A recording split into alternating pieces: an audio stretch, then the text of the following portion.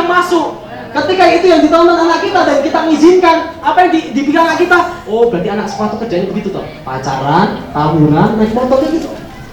Dan itu kalau macet terus, akhirnya dia juga ngikutin. Karena di otak itu kayak teko, apa yang masuk, yang keluar juga itu. Nggak mungkin.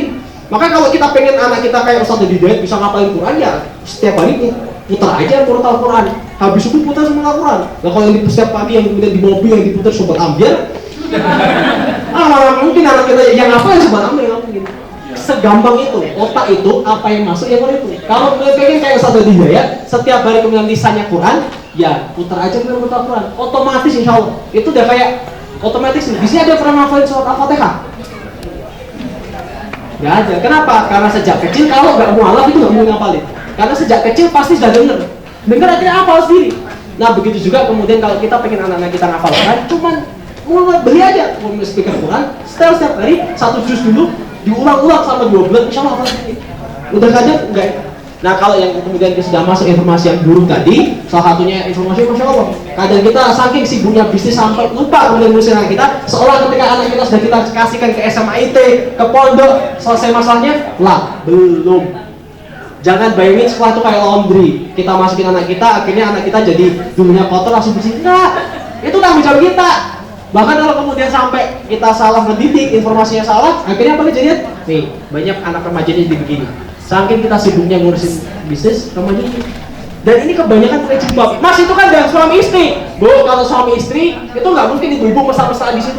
Di depan gagal dia sama suaminya pegang tangan, itu kan ya. So-so apa itu kayaknya jangan sekarang dalam aku.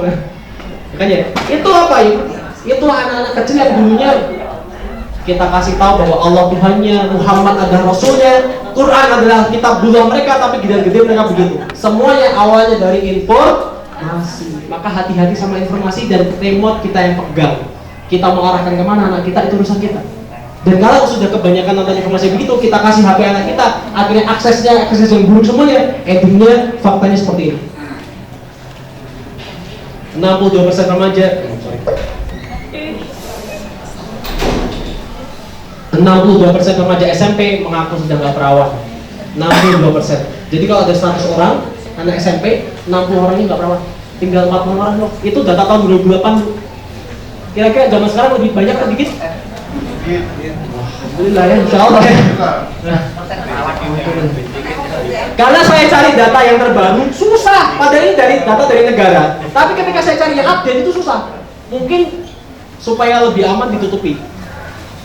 Dan ini Komnas Perlindungan Anak juga jelasin 62% remaja sudah nggak perawan, 93% remaja SMP dan SMA pernah ciuman, petting dan oral seks. Kadang kita nggak pernah ngegas anak kita keluar, bahkan kita senang kalau anak kita punya pacar, nggak pernah nanya situ. 97% pernah nonton film porno. Asalnya semuanya dari sini. Dan semuanya diawali dari kebanyakan rata-rata anak kecil buka film porno sejak usia 11 tahun 10-11 tahun. Akhirnya apa yang kalau masuk video porno, otaknya nggak bisa menerima pelajaran. Kalau yang udah kemasukan nafsu, itu susah sekali menerima pelajaran. Makanya jangan sampai ini satu hal itu connecting people, tapi satu hal juga menjauhkan manusia. Iya, mendekatkan yang jauh, tapi menjauhkan yang dekat. Akhirnya begitu endingnya. Dan kalau sudah kebanyakan nonton film porno, apa yang kejadian? Dan kita nggak pernah ngontrol anak kita, apa yang kejadian? Ya akhirnya kebanyakan mungkin 2,5 juta perempuan sudah melakukan aborsi. Anak SMA kebanyakan. Dan nggak mungkin yang melakukan aborsi ini orang-orang yang belum nikah, yang sudah nikah. Nggak mungkin orang sudah nikah tuh pengen banget punya anak. Jadi orang aborsi pasti tuh belum punya. Dan kalau sudah terlanjur pacaran, akhirnya apa kejadiannya? Ya faktanya bayi sudah kebanyakan nonton porno, nggak ada perempuan di hadapannya, bayi sudah tentu bisa diperkosa sama anaknya. Dan beritanya udah nggak lucu lagi ketika kemudian anak-anak sudah pacaran. Ini hasil ronsen gagang cangkul di tubuh itu, ya. Jadi kalau udah pacaran, pacarnya nggak mau diajakin gituan sama cowoknya, dimasukin gagang pacul dari kemaluan sampai jantungnya. Dan udah lucu lagi, sepasang maba tertangkap masuk di WC mahasiswa baru. Kita nyekolahin anak kita jauh-jauh. Kita juga bisa ngontrol. Hati-hati.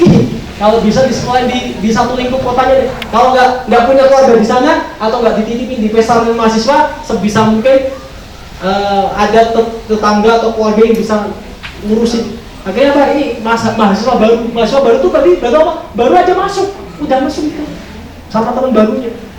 Dan itu udah nggak lucu lagi. kesaksian remaja di Sukabumi saat pertama kali berhubungan intim dengan ibu kandungnya. Beritanya nggak lucu lagi, sama ibu kandungnya. Dan nggak lucu lagi, memilukan murid kelas 2 SD diperkosa bergilir dalam kelas dibunuh. Yang perkosa kemudian anak kelas 4 SD bu. Awalnya dari mana? 4 SD loh, tahu apa dia? Ya kan ya, pipis saja belum urus kan gitu kan ya. Dia udah gitu. Nggak tahu. Ya tahu apa kok bisa-bisanya kemudian kelihatan kelas 2 SD bisa begitu. Kenapa? Semuanya jadi informasi. Makanya hati-hati jagain anak kita. Apalagi masukin pesantren. Ada masuk 2 santri pesantren bercadar di bumi. Dan itulah kemudian kadang kalau kita lupa kemudian masuk visi kita di bumi, akhirnya Allah bilang di situ. Di Quran surat Al-Furqan Allah bilang sama kita, terangkanlah kepadaku tentang orang-orang yang menjadikan hawa nafsunya sebagai Tuhannya. Siapa yang menjadikan hawa nafsunya sebagai Tuhannya? Orang-orang yang setiap hari cuma mikirin masalah materi. Dia nggak mikirin bahwa dia di dunia untuk apa, akan kemana kembali, kemudian dia akan kembali. Dia cuma mikirin sebatas kenikmatan yang fana ini. Jadi lupa bahwa nantinya akan kembali lagi ke Allah. Yang dipikirin cuma masalah duit, masalah kemudian harta dan sebagainya. Maka kata Allah, ulaika kal an'am bal hum adall. Mereka lebih rendah daripada binatang ternak, bahkan lebih sesat. Setelah kemudian komentar Allah nanti semua, maka jangan sampai kemudian kita yang sudah mengerti Islam, Allah muliakan kita dengan Islam, jangan sampai kemudian kita lupa misi kita di sini apa? Buat jaga ibunya Allah dengan baik. Dan beritanya udah nggak lucu lagi, di mana-mana pada tawuran. Konsep rezeki Allah sudah tetapkan. Allah sudah tetapkan rezeki, tapi mereka masih saling tawuran antara ojek online sama ojek offline. Sampai sekarang di Solo masih nggak akur lah. Padahal mereka semua udah tahu, dikasih tahu rezeki dan Allah tetapkan sudah. Tapi giliran ketemu begini, tawuran. Nyawa manusia lebih murah daripada seekor ayam. Udah nggak lucu lagi beritanya lah ya. Ya, bahkan anak-anak kita sekolahin 12 tahun hasilnya begini.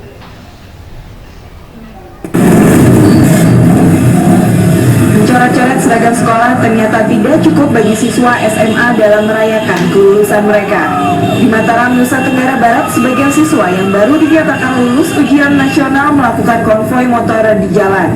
Tindakan ugal-ugalan mereka lakukan di jalan.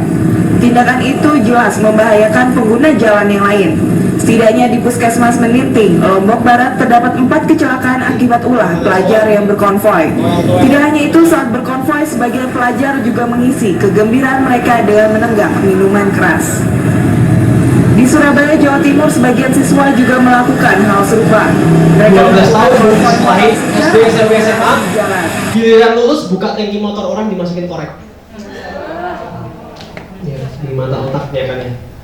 Terus apa lagi? Cowok begitu, ceweknya juga nggak lupa.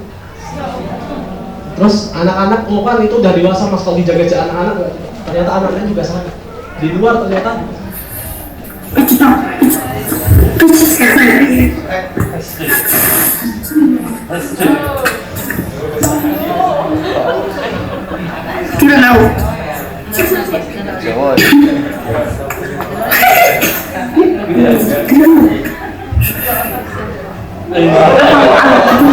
saya tuh nggak bisa.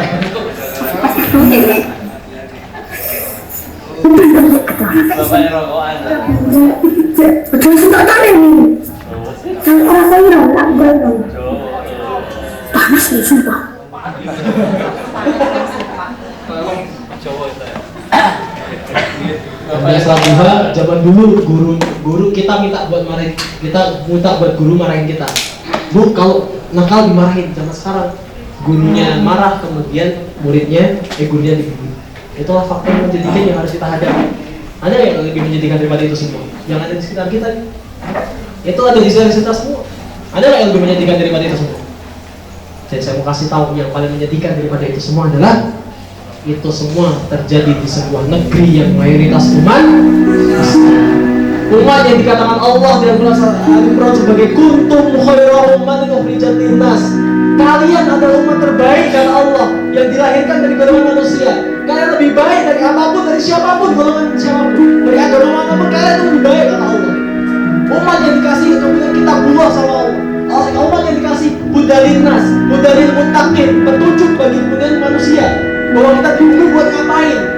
Umat yang katanya setiap tahunnya yang haji itu 2 tahun ribuan, bahkan yang umrah setiap bulannya itu puluhan ribu.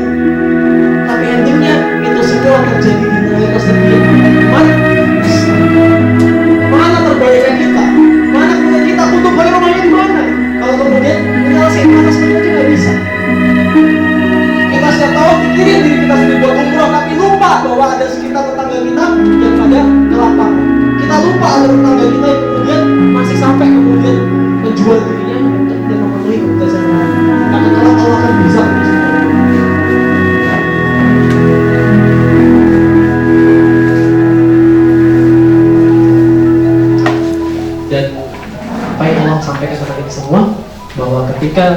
jika sekiranya penduduk negeri mau beriman dan bertakwa kepada Allah, maka Allah akan berikan barokah pada negeri itu. Tapi ketika manusia itu tidak mau taat sama Allah, mengindahkan syariat Allah, tidak mau peduli atas apa yang Allah perintahkan, mendustakan ayat-ayat kami, maka Allah akan berikan siksa sebab perbuatannya. Itu kata Allah. Jadi ketika kemudian banyak kemudian siksa yang Allah berikan pada kita, itu sebagai bentuk sayangnya Allah sama kita, sebagaimana Allah sayangnya manusia di zamannya Nabi Nuh. Allah kemudian kasih peringatan Nabi supaya mengingatkan mereka, dan salah satu kemudian mengingat kita apa? Betapa banyaknya bencana yang ada di alam sekitar kita. Indonesia itu banyak sekali gunungnya. Semakin banyak gunung berapi, seharusnya semakin rentan terjadinya namanya gempa dan sebagainya. Karena gunung itu kata Allah sebagai pasaknya bumi. Kalau pasak namanya kita buat tenda, semakin banyak pasaknya semakin kuat, semakin sedikit semakin gampang roboh. Tapi Indonesia banyak sekali gunungnya. Gunung berapi itu buat ngejagain buminya Allah, tapi kemudian hari ini banyak sekali bencana. Itu sebagai bentuk kemudian sayangnya Allah sama kita, ingetin kamu tuh loh, kok nggak mau juga taat sama Allah. Ayo kita kembali lagi ke Allah. Bahkan ketika kemudian kita kembali lihat bencana di Palu, apa yang Allah sisakan di pinggir pantai? Semua rumah bisa hancur, tapi masih ada satu bangunan di pinggir pantai yang masih berdiri kokoh, seolah-olah Allah menyombongkan dirinya. Mau sombong apa kalian? Kalian bikin rumah semahal apapun, ini loh, bangun rumahku, Baitullah yang ada di pinggir pantai saja itu masih berdiri di situ. Sedangkan rumahmu yang sekuat apapun hancur. Masa sih kalian nggak sadar bahwa ayo kalian tuh punya misi? Misi kalian apa? Melanjutkan kemudian misi kenabian. Tatkala Rasulullah meninggal, Allah kemudian perintahkan Rasulullah bahwa kemudian tidak aku utus engkau wahai Muhammad kecuali menjadi rahmatan lil alamin, wala arsalaka illa rahmatan lil alamin. Tidak aku utus engkau Rasulullah Muhammad selain menjadi rahmat semesta alam. Tatkala Rasul diutus untuk jadi rahmatan semesta alam, maka saat itu Rasulullah meninggalnya Rasulullah itu baru Jazirah Arab yang masuk dalam Islam. Maka kemudian para khulafaur rasyidin tahu betul misi itu. Maka khulafaur rasyidin tidak cukup kemudian berleha-leha sholat kemudian di Masjid Nabawi, sholat di Raudhah yang itu pahalanya berlimpah.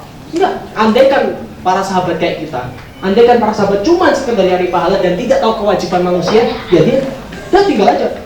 Itu Umar, Sayyidina Abu Bakar tidak perlu tuh keluar repot-repot membebaskan Palestina, membebaskan kemudian Persia, membebaskan Romawi, nggak perlu repot-repot.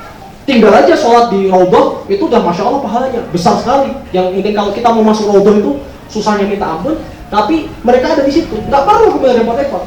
Tapi ternyata mereka enggak, mereka rela kemudian untuk kemudian mendakwahkan Islam ke Persia, ke Romawi. Kenapa? Dia tahu betul, misinya Rasulullah belum selesai, menjadikan Islam sebagai rahmat semesta alam, menjadikan kedamaian di atas muka bumi. Dan tatkala Rasulullah meninggal, maka la nabiyya ba'dah, tidak ada lagi kenabian setelah hari itu. Maka Allah kemudian menitipkan misi kenabian itu pada kita. Setelah itu tidak ada kenabian, tapi akan ada banyak khalifah yang banyak dan akan ada pewaris para nabi, yaitu para ulama-ulama yang nantinya juga ada dibantu oleh dai-dai. Maka kita harusnya sebelum kita berprofesi apapun, kita harusnya sebagai orang yang mendakwakan Islam. Apapun profesi kita, awal yang kita diturunkan di atas muka bumi itu sebagai seseorang yang mendakwah, sebagai seorang dai. Sebelum kita menjadi seorang pebisnis, sebelum kita menjadi seorang pengusaha, minimal kita jadi seseorang yang mendakwahkan Islam dengan cara apapun yang bisa kita lakukan.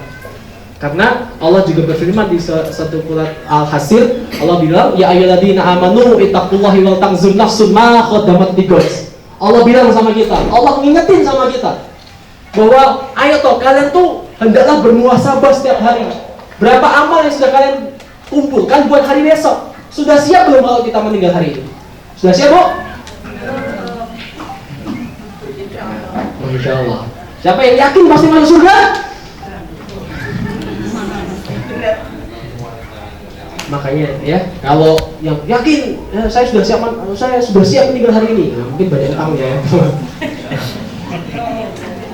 Ya udah selesai utangnya gitu ya. Ya karena orang kadang itu orang utang tuh kadang sampai lupa diri kan gitu. Dia yang utang, ketika kita yang nagih, kita yang nggak enak ya.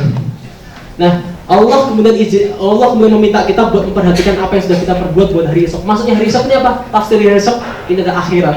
Sudah belum kita menyiapkan hari akhirat? Jangan-jangan kita setiap hari bangun pagi sampai kemudian bisnis seharian yang kita pikirin cuma buat dunia. Sudah belum ketika kita berdoa setiap sholat kita, meminta kemudian diizinkan sakaratul maut kita dimudahkan, meminta kemudian ya Allah izinkan datangkan Rasulullah di sakaratul maut kami ya Allah, izinkan kemudian datangkan Rasulullah di setiap kemudian kubur kami ya Rasulullah. Sudahkah kita meminta itu? Ataukah jangan-jangan setiap hari yang kita minta sama Allah sekedar masalah utang lunas, sekedar minta Allah buat kemudian minta rezeki yang banyak?